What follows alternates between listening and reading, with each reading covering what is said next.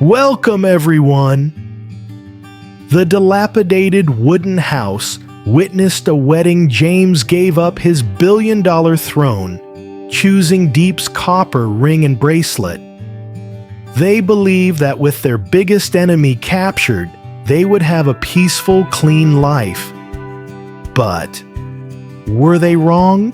Love won, but the true price is beginning to be collected. Fat may be in jail, but who is the heir to a hatred more poisonous than any drug? James is trying to make an honest living as a carpenter, but a steel hammer is lurking ready to smash the wooden house and his clean career. And the most terrifying part is Ly safe?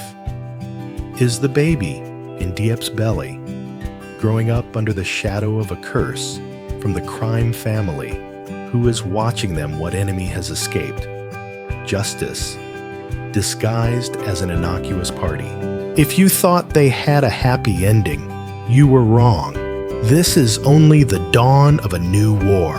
Hit like and share now to join us in exposing Diep and James's new enemy.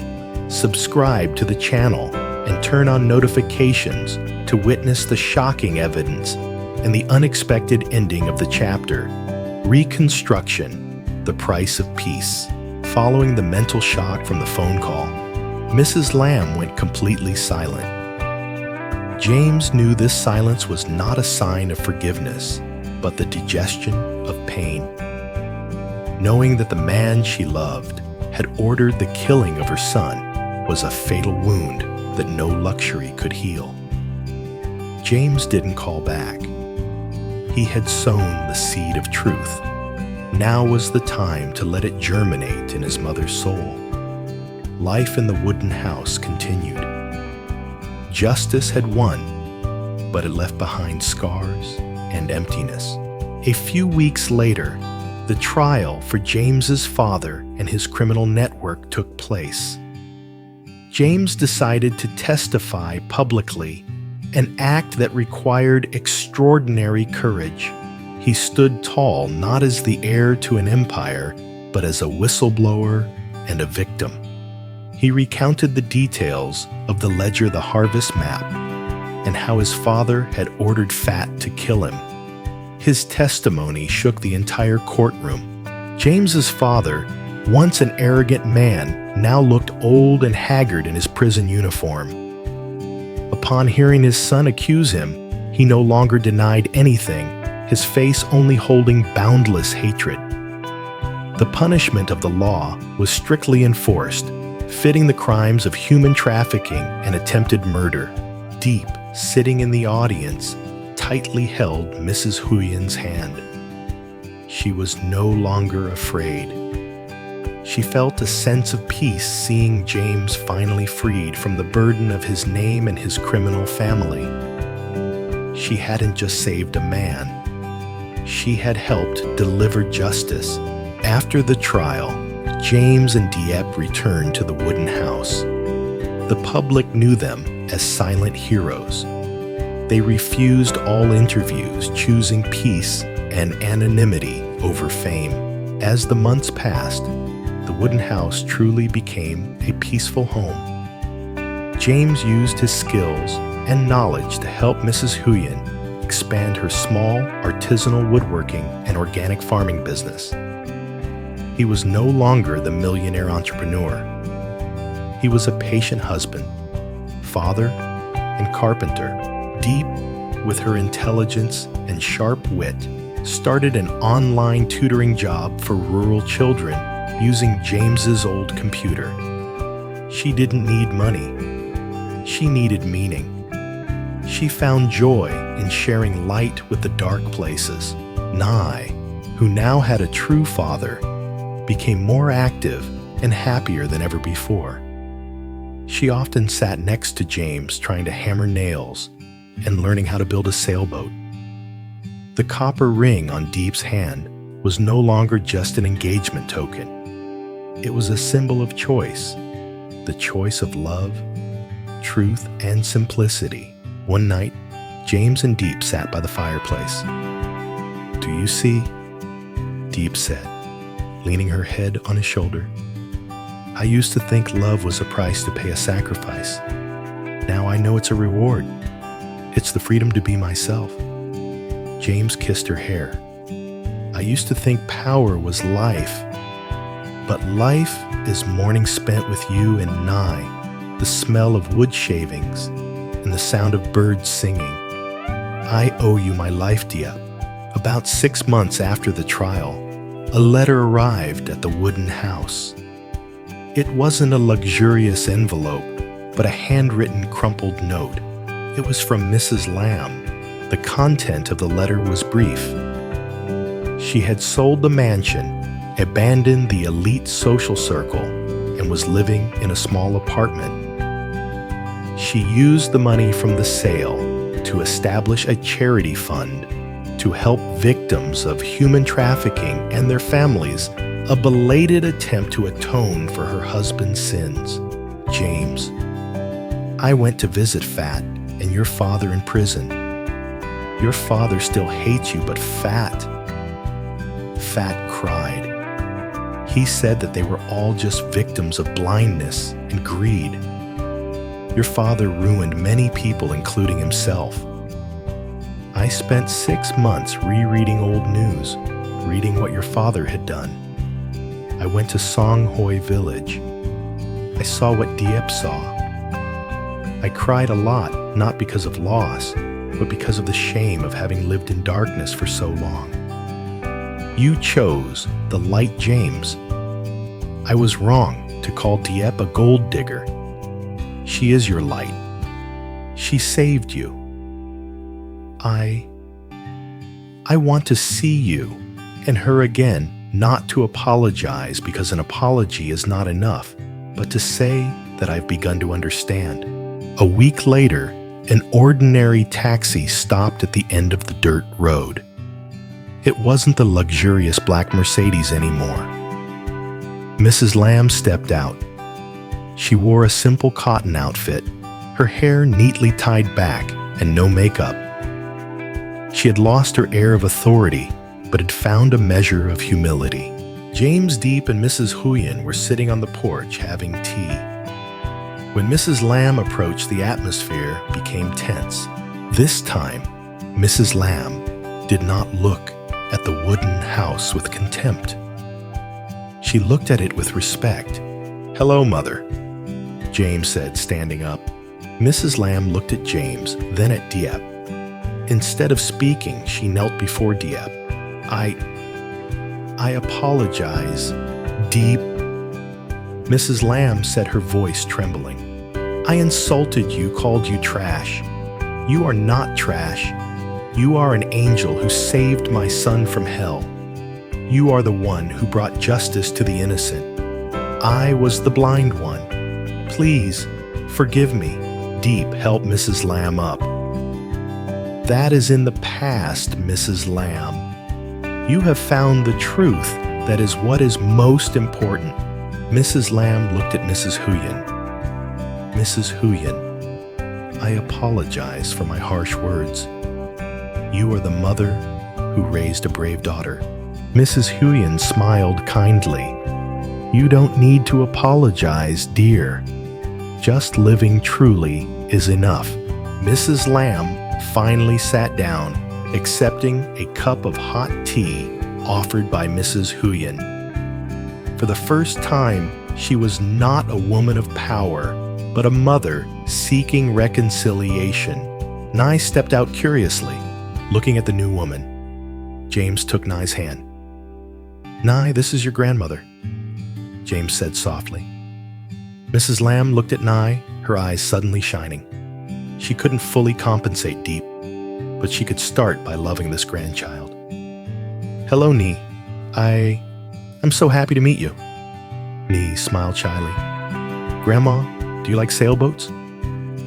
In that moment, all barriers broke. James looked at Diep holding her hand.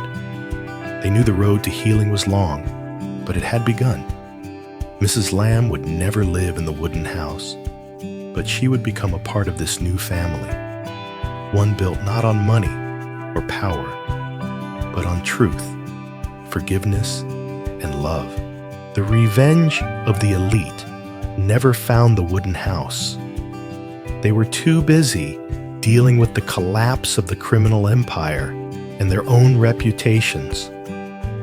The final enemy was neither Fat nor James's father, but the lies and fear that had bound them. Diep and James had won. They chose justice over wealth, choosing true love over pride. The wooden house was not just a haven, but an eternal vow for a peaceful life protected by truth and family. Their love was no longer a price to pay, but the priceless gift they had fought to earn. The morning after their wedding night, the wooden house was bathed in golden sunshine and the gentle scent of wild flowers. It was a new beginning, simple, yet more genuine than any luxurious ballroom James had ever imagined. They didn't have a honeymoon on a yacht or in a luxury villa. Their honeymoon was spent cleaning the garden together, starting a new life together. James used his architectural skills to repair the old roof, creating an open kitchen area that overlooked the lush green rice fields. He was no longer the James of the powerful corporation. He was a husband with dirt on his hands, always smiling brightly. Diep, who was used to resilience and struggle, now learned to slow down. She often went to the market with Mrs. Huyen, learning how to cook the rural dishes that James loved. She realized that this peace was not surrender, but the deserved reward for everything she had sacrificed. Ly was the happiest character. Now she had both Diep and James. James taught her to identify birds and how to build small boats from tree bark. Their love was nurtured not just by words, but by simple daily actions. Although Mrs. Lamb had called and acknowledged Diep, her downfall was still an open wound. James knew that to live a complete life, he couldn't completely sever ties with his mother. 3 months after the wedding, Diep suggested, "We should go visit your mother. Right now, she needs you more than ever." James and Diep found Mrs. Lamb's new apartment in an old complex in the city. It was a dizzying change for a woman who once lived in a mansion with a private pool. Mrs. Lamb opened the door, her face much thinner, but her eyes no longer held false pride. Instead, they were empty and tired. She invited them in. The small apartment was neatly cleaned, but lacked warmth. Mrs. Lamb made tea. She didn't talk about money, nor about lost honor. She only spoke of regret and loneliness. "I was so blind," Mrs. Lamb said, looking at her wrinkled hands, the large diamond ring gone. "I thought love was possession and control. I pushed you away, James. I pushed you into danger because of your father's lies." Diep quietly placed her hand on Mrs. Lamb's. "Mrs. Lamb, you used the money from selling the mansion to set up a charity fund. That is a courageous act. You are atoning for mistakes that are not entirely yours." Mrs. Lamb looked up at Diep, her eyes welling up. "Ms. Diep, I owe you a lifelong apology. You taught James the truth, and you saved me as well. You are not a gold digger. You are the keeper of the flame for this family." James held his mother's hand. "Mother, I chose this path. I don't regret it. But I never wanted to lose you. I want you to be a part of this new life if you're willing." Mrs. Lamb broke into sobs. It was the sound of release. She couldn't return to her old life, but she could start over with love. Life gradually became stable. but they knew the story wasn't completely over.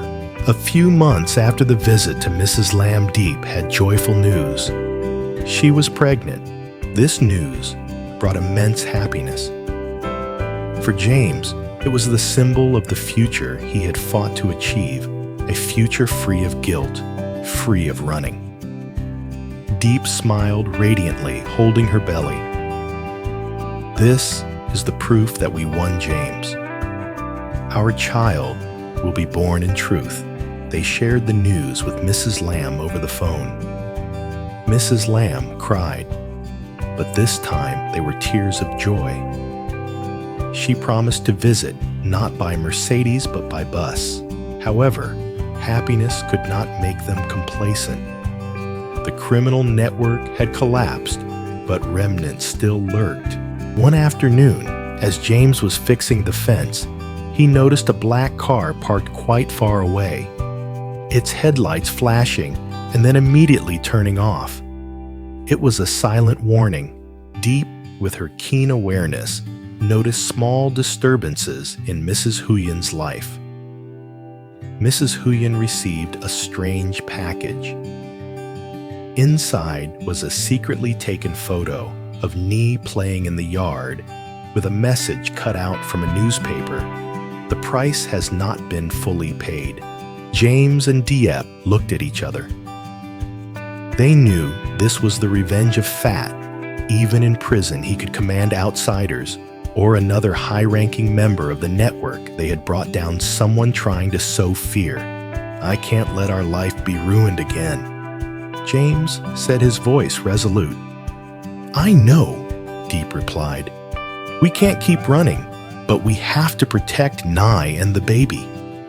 Instead of fleeing, James and Diep decided to confront the threat. Their wooden house, once a sanctuary, now had to become a fortress of truth. James took Nhi to and from school every day, never letting her out of his sight. They taught Nhi the strictest safety rules, never to accept approaches from any stranger. James installed a simple but effective alarm system around the wooden house, using motion sensor lights and tripwires to detect intruders. He didn't want to rely on the police. He wanted to protect his family himself. Diep, with the help of the chief police officer, James's old friend, began to investigate the person who sent the photo. The chief police officer secretly provided information about those affiliated with James's father who had evaded justice. One night, when it was raining, cats and dogs, the alarm blared. James grabbed a flashlight, ushering the pregnant Diep into the innermost room with Nhi and Mrs. Huyen. Stay right here, I'm going to check, James whispered. He went out into the yard. In the flashlight beam, he saw a shadow standing by the fence, attempting to cut the wire. It was a strange man, wearing a black raincoat. Who are you? James growled. The man turned around, his eyes cold and full of hatred. He was Duong's cousin, the man James and Fat had brought down, and he swore to avenge his brother. You destroyed my entire family. You have to pay the price. He pulled out a knife. James was no longer the fearful man who had to run. He was the man who had fought for justice. He threw the flashlight toward the attacker, causing a distraction, and then lunged. It was an uneven fight, but James had logic and the will to protect his family. He dodged the knife, and using the strength of a carpenter, wrestled the man down into the mud. Diep, unable to stay inside, came out onto the porch. She didn't intervene, but she stood there with calm resilience. We are not afraid of you anymore, Diep said, her voice cutting through the rain. Justice has won. You cannot change that. If you continue to threaten my family, we will fight until the end. The confrontation ended when the chief police officer, who was secretly patrolling nearby at Diep's request, arrived just in time and arrested the attacker. The next morning, the sun rose brightly, washing away the traces of the rainy night and the fight. Everything returned to peace. James hugged Diep tightly. We did it. We were braver not by running, but by confronting it. Diep smiled. She looked at the copper ring on her hand, the simple yet sturdy wooden house, and Nye playing innocently. Mrs. Lamb visited a few days later, bringing a small, hand-knitted sweater for the unborn baby. She no longer spoke of the past. She only spoke of the future. She had found a volunteer job at a center supporting victims of domestic violence, a true rebirth. The relationship between Diep James and Mrs. Lamb had been mended not through oblivion, but through understanding and forgiveness for the blindness of the past. Their love was no longer the price to pay, but the solid foundation. The wooden house was the place where a rich businessman had given up everything to find himself. Their family, with the presence of Ny, Mrs. Huyen, and even Mrs. Lamb, having found redemption, was the perfect conclusion to a turbulent story. James looked at Diep. We will always have to face difficulties, my love, but I have you, I have Nye, I have this baby, I have the truth. I don't need anything else. Diep leaned her head on his shoulder. Me neither, James. I love you. Their life was not a perfect fairy tale ending, but a dawn of rebirth, a life full of hope built on love, justice, and forgiveness. Right after their simple wedding, under the wooden house roof, Diep and James's honeymoon was a planning meeting. They didn't have huge bank accounts, no company to inherit, and no spotless reputation in the upper class. They had chosen the truth, and the truth gave them freedom, but also forced them to rebuild everything from scratch. James, who once ran a multi-billion-dollar conglomerate, now had nothing but his bare hands, business acumen, and fierce determination. He no longer wanted to return to the world of finance. He desired a job that was honest and meaningful. James decided to use his knowledge of architecture and engineering to develop a business in handcrafted wood and sustainable building materials with Mrs. Huyen. He realized that this wooden house, though humble, held potential good quality timber, traditional carving techniques, and a growing demand for eco-friendly artisanal products. He spent his mornings doing manual labor at the small workshop behind the house, learning from Mrs. Huyen how to plane whittle and carve. Sweat soaked his white shirt, but his smile had never been brighter. In the afternoons, he used an old computer to design modern furniture with a traditional flair and set up a small e-commerce website. Diep, who was accustomed to hard work, became the initial source of financial encouragement. She decided to continue the freelance translation and writing work she had secretly done before. She worked at the old wooden desk, diligently translating English documents, earning her first honest money through her integrity and talent. The amount wasn't much, but it gave her and James a sense of self-reliance that James's family money had never provided. She also supported James in writing content and promoting the handcrafted wood products, telling authentic stories about their origins and production process. The reconstruction process was far from easy. They faced financial challenges, social resentment, and disruptions from the past. They had to sell off a few old pieces of jewelry and James's only remaining expensive watch to get enough capital for raw materials and tools.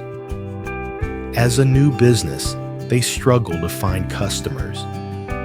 Many people knew James, and some thought he was putting on an act to win public favor, while others doubted his business ethics because of his former family scandals. Even though justice had prevailed, the rumors still followed them. James was boycotted and scorned by a segment of his former society for betraying his father. Mrs. Lamb, after learning the truth, began to make amends through charity work. She frequently called James not to demand anything, but to share her thoughts and emotions. On one occasion, Mrs. Lamb visited bringing a small amount of her personal savings. "This is money I earned from selling rare paintings. I want to invest in your wood workshop. I don't want to give it away. Consider it a loan with interest, okay?" James refused, but Diep persuaded him to accept. "She needs to feel useful, James.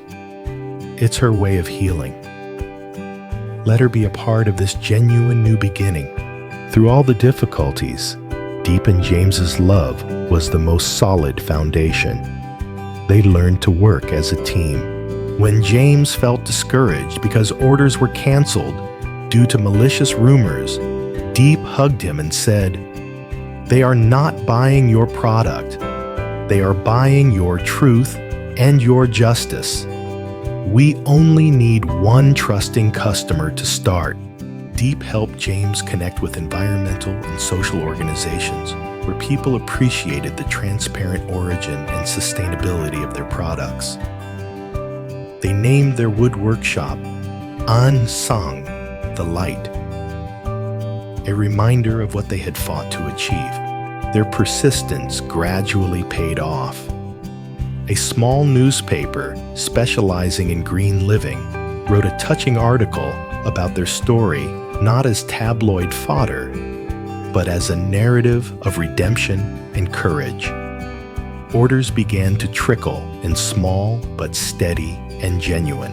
However, life was never completely peaceful. The past lingered like a ghost. One day, James received an anonymous email. The content was a photo of the new chief executive officer CEO of his former conglomerate who had replaced his father. In the photo, this person was meeting a former police official who had been dismissed for involvement in the human trafficking network. The new CEO was trying to retrieve the ledger, which was currently being used as evidence, or at least ruin James's reputation once more, so the corporation could escape the prolonged investigation. James realized that even though his father was in prison, remnants of the empire were still active. Their goal was not to kill him, but to destroy his new life and career. Diep was pregnant, and this was when they needed peace the most. James faced a difficult decision: live discreetly accepting a life as just a small carpenter to protect his family from surveillance, publicize the email, accepting the risk that their lives would once again be disrupted by investigation and danger. James looked at the copper ring on Diep's hand. They had sworn to live in the truth. "I won't run anymore, Diep," James said. "We fought to have the truth, and we won't let those people take it away. We must live honorably, just as you said." They decided to send the email and the remaining evidence to the chief police officer. A new legal battle began, but this time they had each other and had justice on their side. The courage of James and Diep brought them together and delivered justice. They gave up everything to start over, finding meaning in honest work and the simplicity of the wooden house. They had defeated their enemies, reconciled with their loved ones, and were awaiting a baby who would be born in the light of truth. But in a world where power and money always seek to crush the truth? Could the peace that Diep and James were enjoying truly be sustainable? Could they build a happy and secure future for their unborn child? Or would their life forever be a never-ending battle against the remnants of the darkness from the past? Don't miss the next developments where love must face the most persistent revenge.